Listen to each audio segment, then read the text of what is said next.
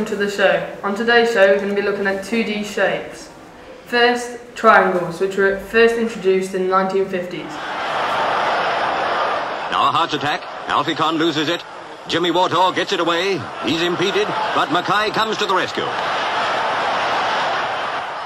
Alfie Conn races to beat the Celtic defence. He gets through, passes to Ian Crawford, and Crawford slams it home. Now let's see them in training. Come on, chaps, chip chop, this way. High knees, high knees. Okay, now I want to see triangles, and I want to see them now. I want 3 good triangles. We need to win this important game. Come on, chaps. I want to see a scalene. Chip chop. Scalene. And I want to see isosceles.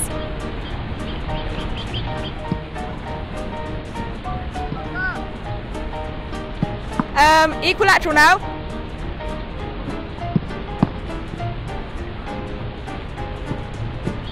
Okay, good work, good work. There are 4 types of triangle you could play. The triangle you see here is a scalene triangle. This means every length and angle is different. For a triangle to be an isosceles, it must have 2 equal lengths and angles. These lines mean the lengths are the same. The third type of triangle is an equilateral. This is a triangle where all the lengths are the same and all the angles are the same. The final triangle is the right-angled triangle. A right-angled triangle must have one angle of 90 degrees. Methods such as trigonometry can be used to work out lengths and angles in this type of triangle. But let's not get into that now. One of the things that all these triangles have in common is all the angles must add up to 180 degrees. So there you go. One thing your manager will never let you forget. Always play in triangles. But enough of the boring stuff, let's take a trip back to the 60s, an era of flower power and hippies. I want squares, man. Don't call us squares, man.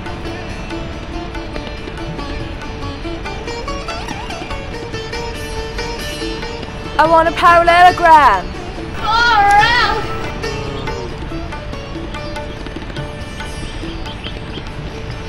Do you want to show me a rectangle?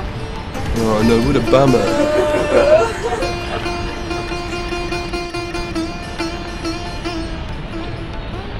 Right, let's see a rhombus. Hey,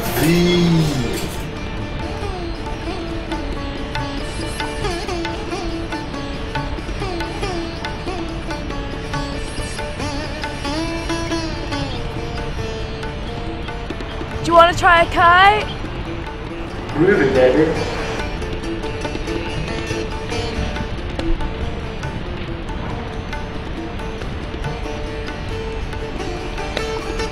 Oh, it's time to get the road! They're passing in a quadrilateral, and it's a great way to beat your opponents. A quadrilateral is a shape with 4 straight sides. Angles in a quadrilateral always equal 360 degrees, but there are many variations of a quadrilateral. Square, rectangle, parallelogram, trapezium, kite, rhombus, just to name a few. A square has all equal angles and sides with 2 sets of parallel lines. A rectangle has 2 sets of equal lines and angles, as does a kite, but a kite has no parallel lines. A trapezium has only 1 set of parallel lines. And you know the diamond formation, well... Aye, it's a rhombus!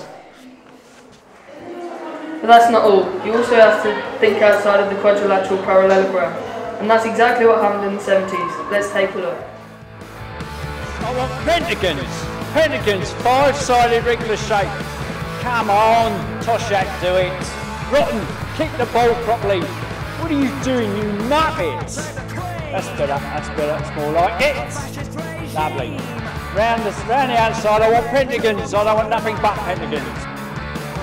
Right, that's brilliant. You're all transferred. Get off, get out of my sight.